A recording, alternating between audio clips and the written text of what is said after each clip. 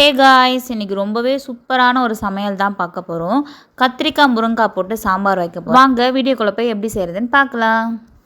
சாம்பார் செய்கிறதுக்கு குக்கரில் கொஞ்சமாக துவரம் பருப்பு எடுத்திருக்கேன். இது கூட ஒரு 10 பல் பூண்டு, அப்புறம் தேவையான அளவு உப்பு போட்டு ஒரு 4-5 விசில் வச்சு எடுத்துக்கலாம்.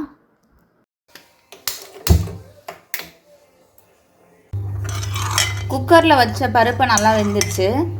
இதுக்கு தேவையானது ஒரு சின்ன வெங்காயம், அப்புறம் ஒரு சின்ன தக்காளி, ஒரு முருங்காய், ஒரு கத்திரிக்காய், கொஞ்சமாக கேரட்டு, பீன்ஸு, ஒரு நெல்லிக்காய் சைஸ் புளியும் ஊற வச்சுருக்கேன். சாம்பார் செய்கிறதுக்கு ஒரு கடாயில் எண்ணெய் ஊற்றி வச்சுருக்கேன். இது கூட கொஞ்சமாக கடுகு, கருவேப்பிலை போட்டுக்கிறேன்.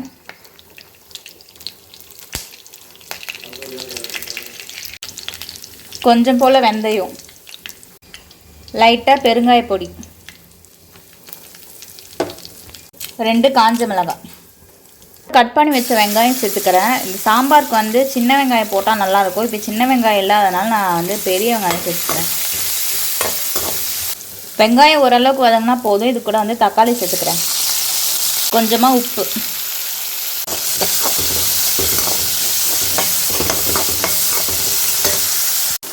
தக்காளி நல்லா வதங்கிடுச்சு. இப்போ இது கூட நான் கட் பண்ணி வச்ச காய்கறிலாம் சேர்த்துக்கிறேன்.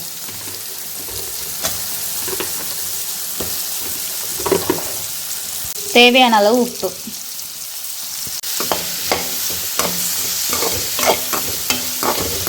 காய் நல்லா வேகிறதுக்கு சிம்மில் வச்சு மூடி போட்டுக்கிறேன். ஒரு 10 நிமிஷம் இப்படியே இருக்கட்டும். சிம்லேயே வச்சு வேக வச்சுக்கலாம்.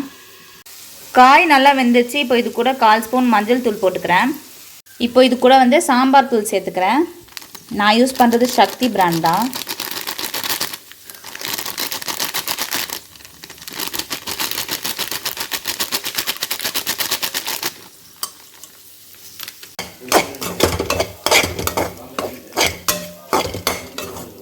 இப்போ இது கூட வேக வச்ச பருப்பு சேர்த்துக்கிறேன். அப்படியே தேவையான அளவு தண்ணி.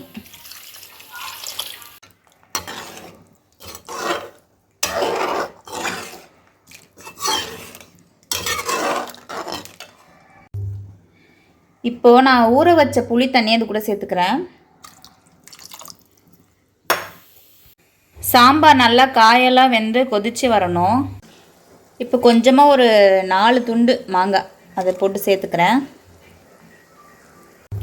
இப்போ லாஸ்ட்டாக கொத்தமல்லி போட்டுக்கலாம்.